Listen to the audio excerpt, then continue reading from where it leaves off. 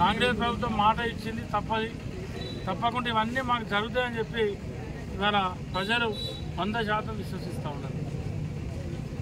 ప్రజల విశ్వాసాన్ని, రైతుల విశ్వాసాన్ని, పేదల విశ్వాసాన్ని కాంగ్రెస్ ప్రభుత్వం కోల్పోదు. ఇవాళ 6.5 లక్షల కోట్లు వేరే రాష్ట్ర ప్రభుత్వం అప్పులు చేశారు.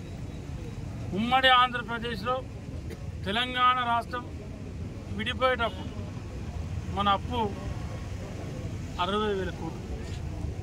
ఇవాళ 9.5-10 ఏళ్లలో 6 లక్షల కోట్ల అప్పును టీఆర్ఎస్ ప్రభుత్వం ఇలా అప్పు చేయడం జరిగింది. ఇవాళ ప్రతి సంవత్సరం 34,000 కోట్ల పైచిలకు తెచ్చిన అప్పులు వడ్డీ ఇవాళ ప్రభుత్వం కడతా ఉంది. ఇవాళ జీతభత్యాలు ఇచ్చి ఉద్యోగస్తులకు సంక్షేమ కార్యక్రమాలను నడిపించుకుంటూ ఇవాళ పాత సంక్షేమ కార్యక్రమాలు అన్నీ కూడా అట్లే ఉన్నాయి. రైతు భరోసా కానీ, కళ్యాణ లక్ష్మి ఇచ్చే చెక్కులు కానీ, పింఛన్లు కానీ ఇవి కూడా ఆపలే. అవన్నిటినీ ఒక పక్క ఇచ్చుకుంటూనే ఇవాళ నూతనంగా మహిళలకు ఉచిత ఆర్టీసీ బస్ ప్రయాణం, వారితో పాటు 5 లక్షలు ఉన్న ఆరోగ్యశ్రీ 10 లక్షలకి,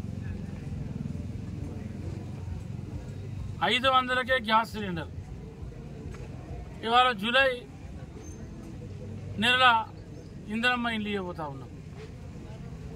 ఇవన్నీ కూడా దశల వారీగా కాంగ్రెస్ ప్రభుత్వం రేవంత్ రెడ్డి గారు అమలు చేస్తూ ఉన్నారు. ఇవాళ రైతుల విషయంలో కానీ, పేదల విషయంలో కానీ ఏది కూడా ఈ ప్రభుత్వం ఆపదు.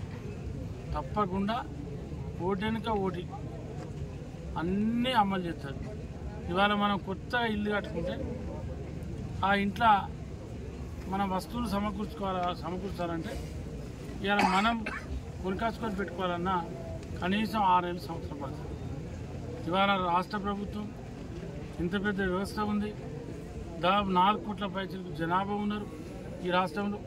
మరి అటువంటి ఈ రాష్ట్రంలో ఏదో జరిగినట్టు, ఏదో అయిపోయినట్టు పాపం బీజేపీ వాళ్ళు ఒక పక్క డ్రామా వేస్తారు, బీఆర్ఎస్ వాళ్ళు ఒక పక్క డ్రామా వేస్తారు. మస్తు రక్తి కట్టిస్తారు డ్రామాలు.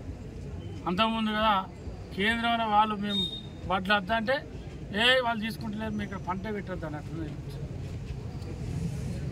అక్కడ వాళ్ళు వడ్లు వద్దాను, ఇక్కడ వడ్లు పెట్టద్దాను, మరి పురాలే వేద్దామని చెప్పు.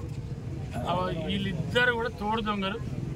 రేపు రాబోయే రోజు వాళ్ళు మళ్ళీ ఇద్దరు కలిసి ఆశ్చర్యపోయినా ఉంటారు. మనం అలవలేదు పార్లమెంట్ ఎన్నికలలో ఏం జరిగింది చూడలేదు.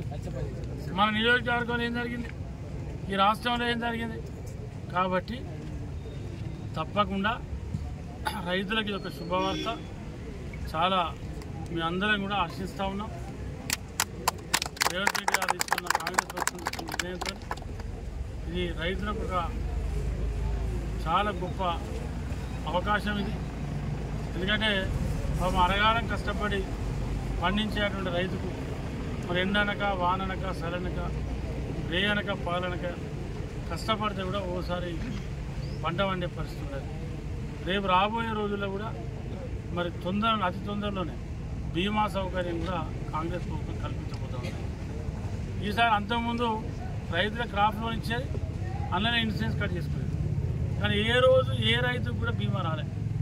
ఇవాళ కొత్త ఆలోచనతో పంట బీమాను కొత్త ఆలోచనతో ఆ గ్రామాన్నే యూనిట్గా తీసుకోవాలి. నేను అనుకో దేశంలో ఎక్కడ జరగలేదు.